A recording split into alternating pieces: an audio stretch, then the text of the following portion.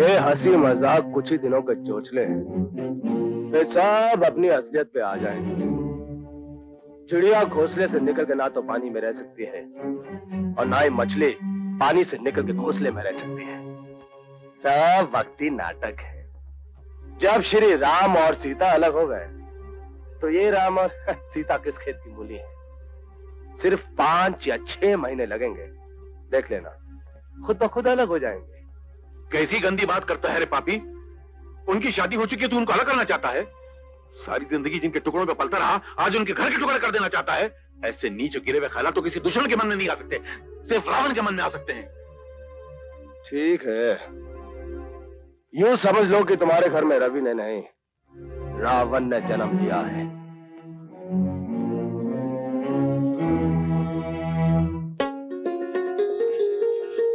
ये लो बैंगन लायो, बैंगन, फटाफट बैंगन का भरता बना दो। आज भरता खाने को बड़ा दिल कर रहा है। ये तो सड़े हुए बैंगन है। हाँ? और देखो, लो। अब क्या करता, बैंगन चुनकर लाने लगा तो भाजी वाली बोली, ए बबुआ चुनकर लाइयो तो 5 रुपए किलो पड़े। अब 5 रुपए तो अपने बस की बात है नहीं, मजबूरन ये उठा लाया। अगर तुम हर रोज ऐसी तरकारी खाओगे तो तुम्हें ताकत कहाँ से आएगी? क्या करूं मैडम, महंगाई की गरमाई है। आज सुबह बैंगन लेकर गया तो कहने लगी बैंगन में बहुत गर्मी होती है, रोज रोज खाऊंगी तो तबीयत खराब हो जाएगी। ऊपर से आधे बैंगनों में कीड़े लगे हुए थे। तुम्हारी पत्नी कोई आसमान से उतरी है क्या? कीड़े लगे हुए बैंगन साफ करके नहीं खा सकती? नहीं नहीं मैडम, वो बेचारी तो खा लेती है, लेकिन वो भी तो आखिर इंसान है, उसका भी तो दिल करता है अच्छे अच्छे खाने खाने को। और मैं रोज बैंगन लटकाए चला जाता हूँ। जब से मैंने शादी की है एक दिन भी उसको मुर्गी लाकर नहीं खिला सका। अब मैं क्या करूं, मुर्गी आती है 30 रुपए की, वो भी इंग्लिश, बिना मजे की। देसी लूं तो और भी महंगी। अब जब तक आप बोनस नहीं देंगी या पगार नहीं बढ़ाएंगी, मैं मुर्गी तो क्या कौवा भी नहीं खरीद सकता। मतलब तुम चाहते हो कि मुर्गी खरीदने के लिए मैं तुम्हारी पगार बढ़ा दूं? ठीक है, इस महीने से तुम्हारी पगार 200 रुपये बढ़ा देती हूँ। Thank you madam, thank you very very much. नहीं, तुम सबके पगार नहीं बढ़ाए, सिर्फ तुम्हारे लीडर के बढ़ाई है। ये कैसे हो सकता है? क्या लीडर ही सिर्फ इंसान है, बाकी इंसान नहीं है? क्या इनके बीवी बच्चे नहीं है? क्या इनको भूख नहीं लगती? सब इंसान हैं, सबको भूख लगती है, लेकिन लीडर की जिम्मेदारी दूसरे इंसानों से ज्यादा होती है। नहीं नहीं, ये नहीं हो सकता। आप दूसरों को छोड़ मुझे अकेले की पगार बढ़ाएंगी, ये कैसे हो सकता है? तुम्हें प्रमोशन दी जा रही है। इस फैक्ट्री में मुझसे ज्यादा सीनियर और बुजुर्ग लोग हैं। प्रमोशन का पहला उनका है, मेरा नहीं। चलो तो सारे कामों को साथ लेकर चलो, अकेले नहीं। सॉरी, मुझे नहीं चाहिए प्रमोशन। Thank you. आज की इस मीटिंग बुलाने का मेरा मकसद था कि मालिक और मजदूर के संबंध पर रोशनी डाली जाए। मुझे ऐसा लग रहा है कि मालिक और मजदूर के बीच दोस्ताना माहौल पैदा होने के बजाय खींचाव पैदा हो रहा है। आप सही फरमा रही हैं। ये फासला मजदूर खुद बढ़ा रहे हैं। उन्हें हमारी मुश्किलों और समस्याओं की कोई परवाह नहीं।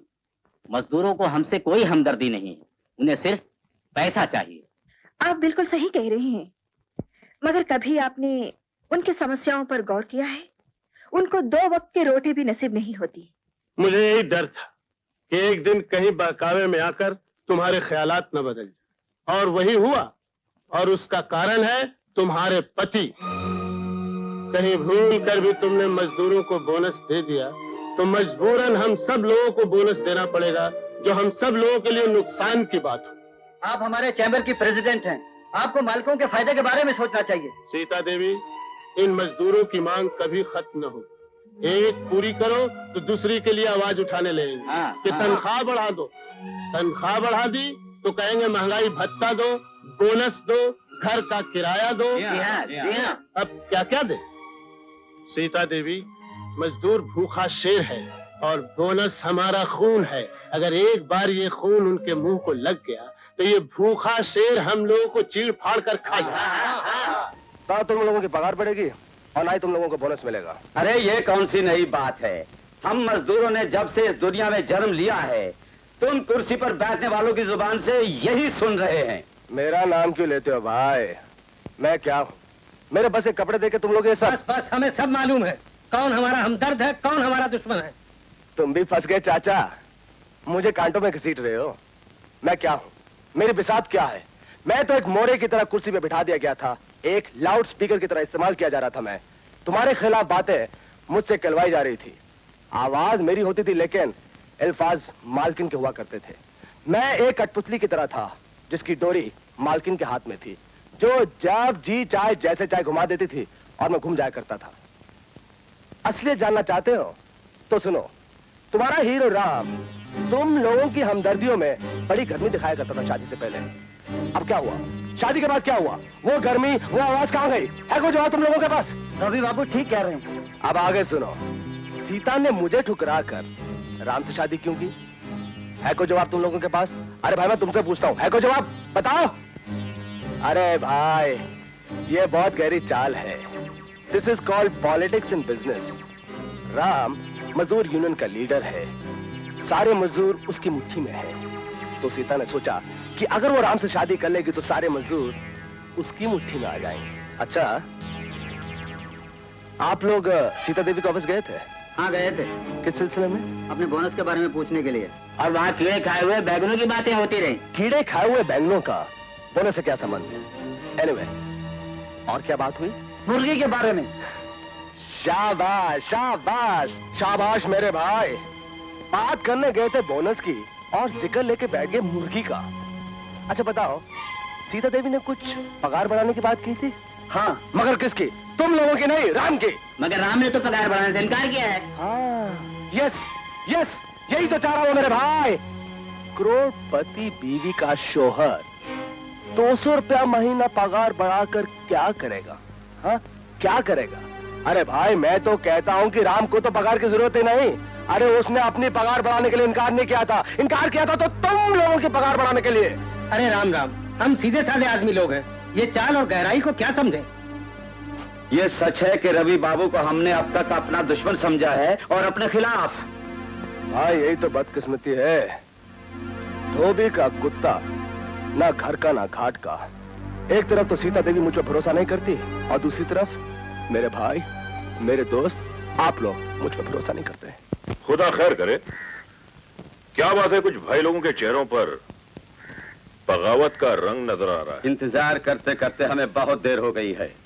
हमारी मांगें सारी की सारी 1-2 दिन में पूरी हो जानी चाहिए, वरना याद रखो हम में से कोई भी काम पर नहीं जाएगा। हाँ, तुम जा सकते हो क्योंकि इस फैक्ट्री की मालकिन तुम्हारी बीवी है। क्या कहा? एक मिनट, अगर तुम्हारी मेरे बारे में यही राय है तो सरासर गलत है। मेरी जाती जिंदगी का मेरी नौकरी से कोई संबंध नहीं। हम कल ही जाकर उनसे बात करेंगे और उसके बाद फैसला करेंगे कि हमें क्या करना चाहिए। क्या करना चाहते हैं और क्या कहना चाहते हैं आप? एक मुद्दत से हम लोग बोनस की मांग कर रहे हैं, आपकी तरफ से इसका कोई जवाब नहीं आया। अब हमें क्या करना चाहिए ये आपके फैसले पर निर्भर है। ऑल राइट, फिलहाल हमारा ये फैसला है कि हम आपको बोनस नहीं दे सकते। नहीं दे सकती? मगर क्यों? क्योंकि इस साल कंपनी को बहुत नुकसान हुआ है। नुकसान? हाँ, ऑडिटर साहब इन्हें समझाइए। हाँ, इस साल कंपनी को कई लाख का नुकसान हुआ है। चलिए मान लिया कि आपकी कंपनी को इस साल नुकसान हुआ, लेकिन इससे पहले तो कंपनी फायदे में चल रही थी। उन फायदों का हमें बोनस दिया जाए। वो तमाम फायदे इस साल के नुकसान में खत्म हो गए। आपका ये जवाब इनकम टैक्स वालों के लिए ठीक रहेगा, हम लोगों के लिए नहीं। अकाउंट्स तैयार हो जाने दीजिए, उसके हिसाब से जो बोनस निकलेगा आप लोगों को दे दिया जाएगा। कौन से अकाउंट? जो इस साल के नुकसान के बलबूते पर तैयार किए जाएंगे? हाँ, वही अकाउंट। फिर तो नतीजा साफ जाहिर है कि आप कंपनी का नुकसान दिखाकर हमें बोनस देने से इनकार कर देंगी। अपन ऐसा झूठा और बनावटी अकाउंट को नहीं मानता। शराब, पहले तमीज से बात करना सीखो। इस कंपनी ने आज तक ना कभी झूठे अकाउंट बनाए हैं ना कभी बनाएगी। मैडम, आप खामखा गर्म हो रही हैं। हमें मालूम है कि पिछले साल हमारे माल का प्रोडक्शन बहुत अच्छा हुआ था और मार्केट में हमारे माल की मांग भी ज्यादा थी। मगर खर्चे आमदनी से ज्यादा हुए थे। मगर क्यों? कौन जिम्मेदार है उनका? माना कि आपने अकाउंट में कोई गोलमाल नहीं किया, लेकिन अकाउंट में गोलमाल हुआ जरूर है, ये तो आपको मानना पड़ेगा। इसलिए पहले इनका पता लगाइए और फिर इंसाफ से जो हमारा बोनस है हमें दीजिए। मैडम, आज हमें मजबूर होकर कहना पड़ रहा है कि मजदूर की जिंदगी महंगाई और तंगदस्ती के पाटों में गेहूं की तरह पिस कर रह गई है। गुरबख्श की मिसाल लीजिए, ये अकेला घर में कमाने वाला है, दो बूढ़े माँ बाप हैं, 4 बच्चे हैं और 2 जवान बहनें हैं। इतनी कम तनख्वाह में ये इनका पेट नहीं पाल सकता। उनकी दूसरी जरूरतें पूरी करना तो दूर की बात है। तो क्या आपका मतलब है कि यहाँ आप काम अकेले करेंगे और तनख्वाह हम आपके पूरे घर वालों को देंगे? नहीं, तनख्वाह मत दीजिए, मगर प्यार से हमारे सर पर हाथ रख दीजिए। हमारे दुख देखिए, हमारे घरों में आंसुओं का सैलाब देखिए। मुझे आप लोगों के दुख और आंसुओं से कुछ लेना देना नहीं। तनख्वाह आपको आपके काम की मिलेगी, समस्याओं की नहीं। That's all. शांता, शांता, जी वो जरा घड़ी में कल सुबह 5 बजे का अलार्म लगा दो। क्यों? किस लिए? वो कल तुम्हारी बहू की फैक्ट्री में तुम्हारा बेटा हड़ताल करने वाला है। हड़ताल? हाँ, और बंदोबस्त के लिए मेरी ड्यूटी लगाई है, तो मुझे तो जल्दी जाना ही पड़ेगा ना। सीता, कल सुबह जल्दी उठ सकती हो? क्यों? कल से हमारी फैक्ट्री में स्ट्राइक शुरू होने वाली है। सबसे पहले मुझे पहुंचना होगा। 5 बजे जगा देना।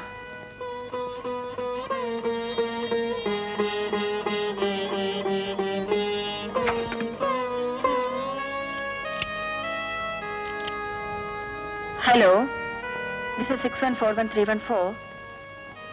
सुबह 4:30 बजे का अलार्म लगा दीजिए। Thank you.